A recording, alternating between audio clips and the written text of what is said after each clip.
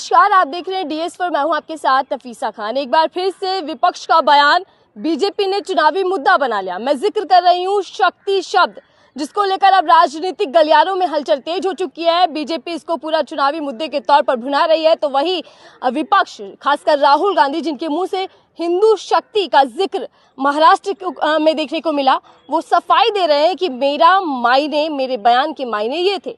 लेकिन क्या बीजेपी को मौका मिल गया है? बीजेपी इस पूरे मुद्दे को चुनावी रूप में भुनाने में लगी है। तमाम चीजों पर चर्चा कर लेते हैं कि आखिर ये शक्तियां क्या हैं।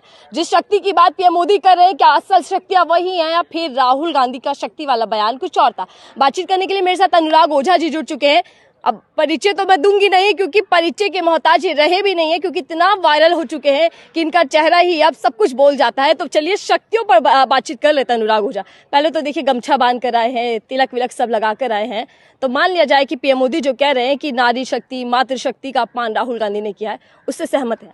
देखिए मैडम, जो प्रधानमंत्री ने बोला है, क्या आप उस बयान से पहले सहमत हैं? शक्तियों की अगर बात हुई है तो इनके पास ईडी सीबीआई से लोगों को डराया जाता है। जिसके पास दिव्य शक्ति होती है, दिव्य शक्ति की तो उन्होंने खैर बात ही नहीं की, देवी की शक्ति की बात ही नहीं की। देवी की शक्ति वाकई में हकीकत है, देवी की शक्ति को कोई झुठला नहीं सकता है।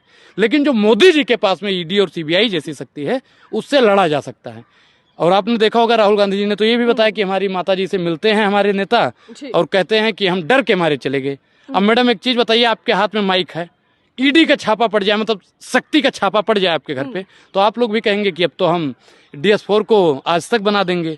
तो ठीक उसी प्रकार इस शक्तियों का काम है। सर देखिए, बयान लगातार आ रहे हैं राजनीतिक मंच से। एक चीज बता दूं, मोदी जी की जीभ बहुत दिन से सूख गई थी। और मैडम मैं 20 रुपया लाया था मोदी जी को बिस्लरी पानी पिलाने के लिए। ये 20 रुपया मोदी जी तक आप पहुंचा दीजिए तो आपका बहुत एहसान होगा। तो आपका एहसान होगा। चंदा दे रहा है या फिर पानी की? आप इसे फंड मान लीजिए, चंदा मान लीजिए, मैं तो मोदी जी के लिए पानी का पैसा दे रहा हूँ। 20 रुपए में बिस्लरी की बोतल आएगी। आपकी जीभ सूख गई है मैडम, सुन लीजिए, जीभ इनकी सूख गई है कि अब धर्म पे राजनीति की जाए, दिव्य शक्तियों पर राजनीति की जाए। ये मोदी जी आपकी चापलूसी चलने वाली नहीं, जो आप इजुल फिजुल के बयानबाजी कर रहे हैं, चलने वाला नहीं है। तो इनको मैडम एक गिलास पानी की आवश्यकता है और पी के अपने जीभ को लसम कर लें, नरम कर लें और अच्छे अच्छे भाषण दें। अच्छा, आप कह रहे हैं कि जीभ सूख चुकी है, लेकिन उधर देखिए 2-2 घंटे तक पीएम मोदी भाषण दे देते हैं। कह रहे हैं कि विपक्ष सिर्फ आसानी से और जानबूझकर हिंदू धर्म पर हमला कर देता, अपमान कर देता। किसी और धर्म के बारे में बोलकर हिंदू धर्म के बारे में बोला था, हिंदू धर्म के बारे में बोला था, भगवान राम के बारे में बोला था, शंकर के बारे में बोला था, पार्वती और लक्ष्मी जी के बारे में बोला है, दुर्गा जी के बारे में बोला है, माता चंडी के बारे में बोला है। बोलिए किसके बारे में उन्होंने बोला है? उन्होंने शक्ति की बात की, और वो शक्ति आज दुनिया के सामने जाहिर है कि वो शक्ति कौन है। तो और उस शक्ति में से एक शक्ति आप भी हैं मैडम, मीडिया। और गलती आपकी 1% भी नहीं है, मैं आपकी गलती नहीं मानता हूँ, आप लोग तो सिर्फ मोहरा हैं। तो क्या फिर बीजेपी शक्ति शब्द के जरिए अपनी सियासत को चमका रही है? 2024 का रास्ता साध रही है, चमका रही है, लेकिन 2024 में इससे कोई फायदा होने वाला नहीं है, क्योंकि देश की जनता जानती है कि प्रधानमंत्री नरेंद्र मोदी जी हिंदू मुसलमान नहीं हुआ तो दिव्य शक्तियों पर बात करो, भगवान पर बात करो, अल्लाह पर बात करो, वाहे गुरु पर बात करो। ये सिर्फ और सिर्फ धर्म पे राजनीति कर सकते हैं, और जो धर्म पर राजनीति करने वाली सरकार है वो सरकार निकम्मी है, और जो सरकार निकम्मी है वो सरकार बदलनी है। और मैं 24 में राहुल गांधी से एक अपील करना चाहता हूँ। मैडम राहुल गांधी सुन रहे होंगे, हमें सुन रहे हैं कि नहीं सुन रहे? अब आप ही जानते हैं, आप कभी मोदी जी को सुनाते हैं, कभी राहुल जी को। हमारी अब बताइए, राहुल जी हमारी सुनेंगे कि नहीं सुनेंगे? सुन रहे हैं कि नहीं सुन रहे? आप देखिएगा कि कहाँ तक आपकी आवाज सुनाएंगे ना। आप राहुल जी को ही बात सुनाएंगे ना। राहुल जी अगर मुझे सुन रहे हैं तो मेरा एक कहना मान लीजिए, 24 में आप प्रधानमंत्री बन रहे हैं, लेकिन मोदी जी के लिए मेरी एक होती है, उस काम को आप पूरा कर दीजिएगा। आप मोदी जी को एक मीडिया और एक 10,000 का सूट, क्योंकि 10 लाख का तो इनका बजट नहीं रहेगा, फिर 10,000 का सूट और 5,000 का बूट दे दीजिएगा, ताकि 24 के बाद में भी आपके बातों को मीडिया के सामने आपको सुर्खियों में लाते रहें। इतना काम तो राहुल गांधी जी जरूर करेंगे, उनसे मेरा हाथ जोड़कर निवेदन है। चलिए देखिए, राहुल गांधी भी अब मैं सोच रहा हूँ कहूँ राहुल गांधी जी उई गोला ना भेज दें, जुई गोला से आए थे। कौन सा वाला गोला? अब मैडम जान जाता है लोग, उई गोला, जहाँ पे वो गुजरात में थे ना, आलू लो, टमाटर लो, भिंडी लो, लौकी लो, खीरा लो, टमाटर लो, प्याज लो, 20 रुपए किलो, 20 रुपए किलो, 20 रुपए किलो, क्योंकि आएंगे तो महंगाई कम हो जाएगी। आलू कोई 24 रुपए किलो नहीं खरीदेगा, लौकी कोई 40 रुपए किलो नहीं खरीदेगा।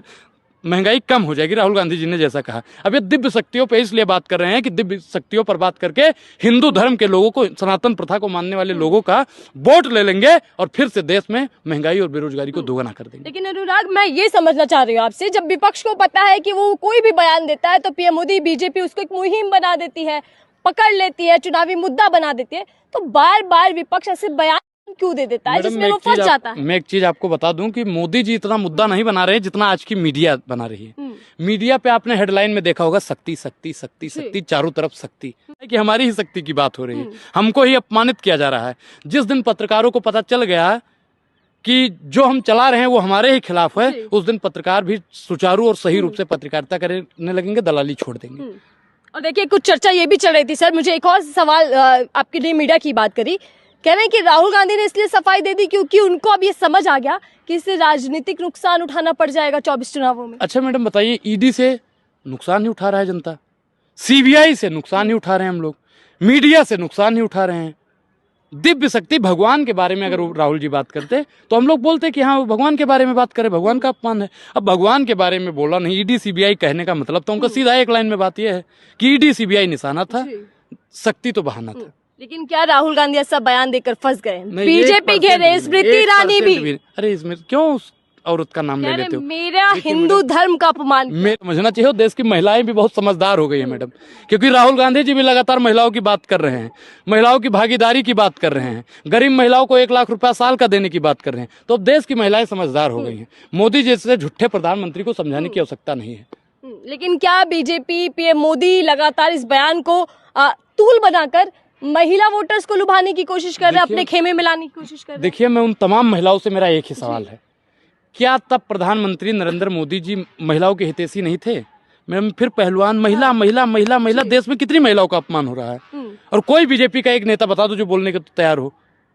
जिस स्मृति ईरानी की आपने नाम लिया, वो स्मृति ईरानी महिलाओं के लिए बोलती है। कठुआ में क्या हुआ था आपको मालूम है? मोदी जी बोले थे, बोल दीजिए आप। अरे आप बोल दीजिए, आपको मोदी जी कुछ नहीं कहेंगे, आप तो उन्हीं की डिपार्टमेंट, उन्हीं की शक्ति है। सवाल करते हैं सर, कई बार सामना भी करना पड़ जाता है, जब जनता की आवाज बनते हैं तो कई बार घिर भी जाते हैं। लेकिन मेरा सवाल अनुराग ये है आपसे, दिनकर साहब ने लिखा है कि सच है विपत्ति जब आती है, कायर को दहलाती है, सुरमा नहीं विचलित होते, क्षण एक नहीं धीरज खोते, विघ्नों को गले लगाते हैं, कांटों पर राह बनाते हैं। तो मैडम आज अगर सच्चाई दिखाएंगे तो आपको कांटों पर चलना पड़ेगा, क्योंकि कुछ पत्रकार तो कहते हैं, देखिए डर, वो चाहते हैं कि हिंदुस्तान छोड़ दें, अब भूत के डर से मकान छोड़ दें। मैडम डरना नहीं है। जब हमारे पुरखे लड़ रहे थे तब उनके पुरखे माफीनामा लड़ रहे थे, जो मर्द थे वो जंग में गए। अब आगे की लाइन कमेंट में लोग पूरा कर देंगे। चलिए, मैं अब अनुराग ओझा फिर से मुद्दे पर आ जाती हूँ और सवाल ले लेती हूँ। क्या बीजेपी के पास पिछले 10 सालों के काम का आंकड़ा नहीं है, काम गिनवाने के लिए नहीं है, जो बीजेपी धर्म के मुद्दे पर आ गई, आस्था पर आ गई, देवी देवताओं के अपमान पर आ गई और इसी को चुनावी मुद्दे बनाने में लग गई है? मैडम देखिए, अनुराग ओझा हमेशा उनकी नीतियों को उजागर करता है और हमारी लड़ाई किसी व्यक्ति से नहीं है, किसी आरएसएस से नहीं है, किसी चुनाव आयोग से नहीं है, हमारी लड़ाई उस शक्ति से है। हमारी लड़ाई उस शक्ति से है। शक्ति का विनाश कर रहे हैं, फिर से हिंदू विरोधी हो रहे हैं। हिंदू विरोध नहीं है, हमारी लड़ाई शक्ति से है और शक्ति से हमारी लड़ाई अंतिम क्षण तक रहेगी। जब तक हम इस देश से गोदी मीडिया, नफरती चिंटू और ईडी सीबीआई जैसी भ्रष्ट संस्था को खत्म नहीं कर देंगे, तब तक हमारी ये लड़ाई जारी रहेगी। चलिए, चर्चा तो हम कर ही रहे हैं कि राहुल गांधी और पीएम मोदी की शक्ति वाले बयान में कौन सी असल शक्तियां हैं, लेकिन क्या अनुराग आपके पास भी कोई शक्ति है? बिल्कुल, जिसको आप 24 में दिखाना चाहें? बिल्कुल, ब्राह्मण के साथ देखो, ब्राह्मण की शिखा ही सबसे बड़ी शक्ति होती है और इसी शक्ति से राहुल गांधी जी को आशीर्वाद देता हूं। 24 में वो प्रधानमंत्री बनेंगे और अनुराग ओझा उनका स्वागत करने के लिए सदैव तत्पर रहेगा और भगवान राम की कृपा राहुल गांधी पर चकाचक बनी रहेगी। और हम अपील करते हैं कि कुछ जो गोदी मीडिया हैं उन पर हमारी कृपा बरसे और वो भी सुधर जाए। लेकिन असली सनातनी समर्थक देखिए 2 प्रकार का, बीजेपी, मोदी जी। इस देश में 2 प्रकार के हिंदू हैं, 2 प्रकार के सनातनी हैं। भारत का हिंदू जो है वो सच्चाई के रास्ते पर चल रहा है, जो भाजपा का हिंदू है वो भारतीय जनता पार्टी में है। जो भारत का सनातनी है वो सत्य के रास्ते पर चल रहा है, भगवान के रास्ते पर चल रहा है। भगवान राम ने तो कहा है कि जब जब हो धर्म पर हानि बाढ़े असुर महाभिमानी, तब तक भगवान का जन्म हुआ है। और धर्म पर अभिमान कर रहे हैं, धर्म के रास्तों पर चलकर अधर्म कर रहे हैं, तो इसका नाश करने के लिए इस दिव्य जो इनकी शक्ति है, इस शक्ति को खत्म करने के लिए राहुल गांधी भगवान का रूप लेकर आए हैं। चलिए, मैं छोटी सी टिप्पणी ले रही हूँ, शक्तियों के बारे में बहुत ज्ञान है, ब्राह्मण है आप। क्या दो तरह की शक्तियां होती है और कौन सी शक्ति की बात पीएम मोदी कर रहे हैं लगातार? देखिए, पीएम मोदी जिस शक्ति की बात कर रहे हैं उस शक्ति को दुनिया जानती है। उनकी यह शक्ति है कि इस शक्ति को जाहिर करके जनता को लुभा के अपना वोट बैंक कर लिया जाए और 24 का चुनाव जीत लिया जाए। राहुल गांधी जी उस शक्ति की बात कर रहे हैं जिससे, आप बताइए मैडम, बिहार में मैं गया था, एक आरजेडी का विधायक है जो सबसे गरीब विधायक है। आप चले जाइए, जो गरीब लोग होते हैं और जिनके पास पैसा थोड़ा बहुत आ जाता है, उनके घर पे ईडी सीबीआई द्वारा शक्ति भेज दी जाती है। मोदी जी के पास में पता नहीं कौन सा है, जब फोन घुमाए, अच्छा अनुराग के घर पे जाइए, ईडी सीबीआई वालों फलाना चीज करके आइए। मैडम पता नहीं क्या है, कुछ समझ में नहीं आता है कि ऐसी शक्ति का सीधा वार करते हैं जो बंदा तार तार हो जाता है। और इसी तार तार करने के लिए नाविक की धैर्य परीक्षा किया जब धाराएं प्रतिकूल न हो।